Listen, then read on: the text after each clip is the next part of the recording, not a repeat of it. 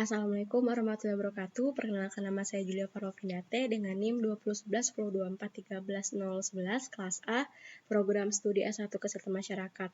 Pada video kali ini saya ingin membahas 3 poin pembahasan penting. Yang pertama yaitu konsep pendekatan sistem, yang kedua langkah-langkah pendekatan sistem, dan yang ketiga sistem informasi berbasis komputer. Langsung saja yang pertama yaitu konsep pendekatan sistem. Pendekatan sistem adalah proses langkah demi langkah yang digunakan dalam memecahkan masalah bisnis atau upaya untuk melakukan pemecahan masalah dengan melihat masalah yang ada secara menyeluruh dan melakukan analisis sistem. Artinya pemecahan masalah dan pengambilan keputusan itu dilakukan melalui pendekatan sistem.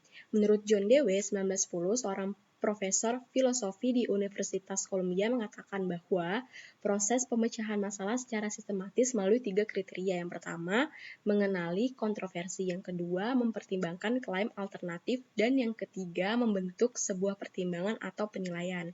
Artinya, jika ada masalah yang muncul, entah itu satu persatu atau langsung banyak, pastinya kan kita harus menyelesaikan masalah tersebut. Nah, sebelum kita menyelesaikan masalah tersebut, kita ada langkah-langkahnya.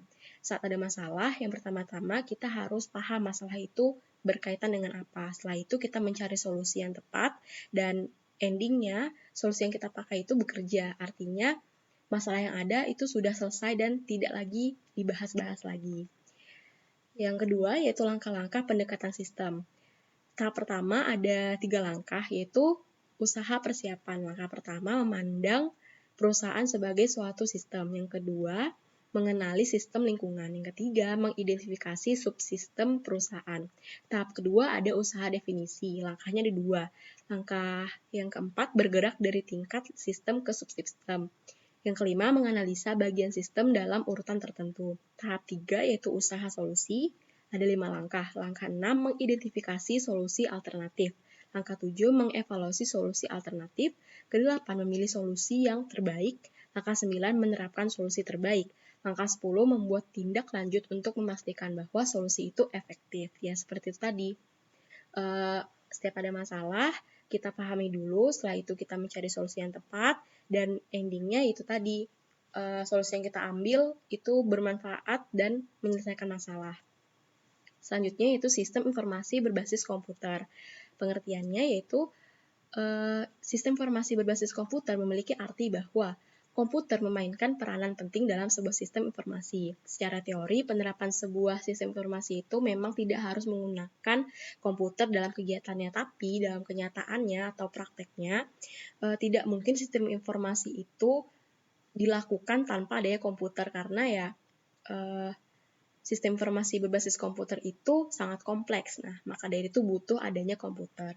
Nah, sistem informasi yang akurat dan efektif itu dalam kenyataannya selalu berhubungan dengan computer based atau pengolahan informasi yang berbasis pada komputer. Karakter sistem informasi berbasis komputer. Yang pertama yaitu memiliki komponen berupa subsistem yang merupakan elemen-elemen yang lebih kecil. Misalnya bagian input, proses, output. Contohnya seperti bagian input adalah salesman memasukkan data penjualan bulan ini.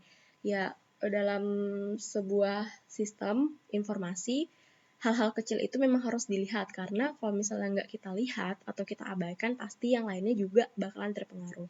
Yang kedua yaitu ruang lingkupnya. Ruang lingkup di sini yang maksudnya sebagai contoh, ada sebuah kantor. Nah, sebuah kantor ini bertetangga dengan SD. Nah, dari masing-masing institusi atau masing-masing tempat ini, yang pasti kan memerlukan apalagi zaman sekarang memerlukan yang namanya sistem informasi berbasis komputer. Nah, jadi jejaring yang ada di kantor dan di SD ini berbeda, tapi memang saling berhubungan mungkin dengan pusat atau dengan lembaga-lembaga yang lain. Selanjutnya yang ketiga itu tujuannya. Tujuannya harus ditentukan dan dicapai dengan menggunakan sistem informasi berbasis komputer tersebut. Yang keempat yaitu lingkungannya.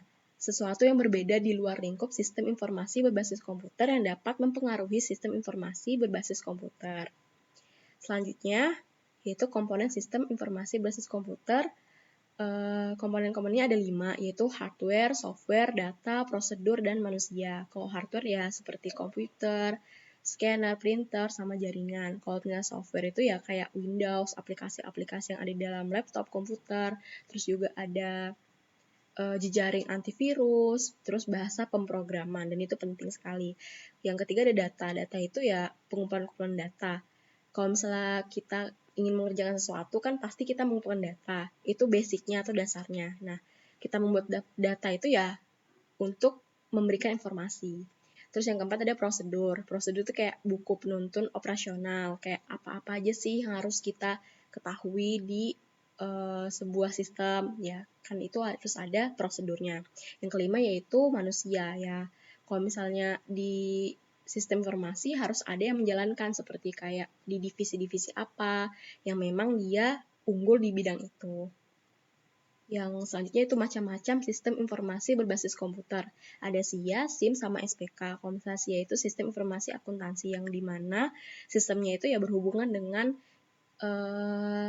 penerapan akuntansi. Terus yang SIM, sistem informasi manajemen, di mana menyediakan informasi untuk menunjang proses pengambilan keputusan yang dilakukan manajemen. SPK itu sistem pengambilan keputusan, di mana SPK ini adalah salah satu produk software yang dikembangkan secara khusus sebagai bahan pertimbangan seorang manajer sebelum memutuskan kebijakan tertentu.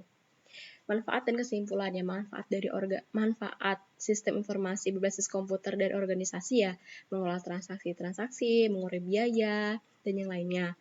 Kalau misalnya bank mengolah cek-cek nasabah dan membuat berbagai laporan rekening, koran, dan transaksi yang terjadi.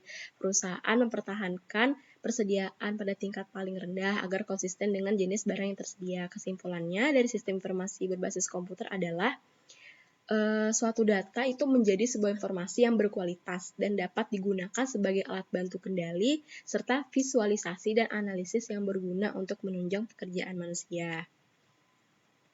Sekian, terima kasih. Kurang lebihnya mohon maaf. Wassalamualaikum warahmatullahi wabarakatuh.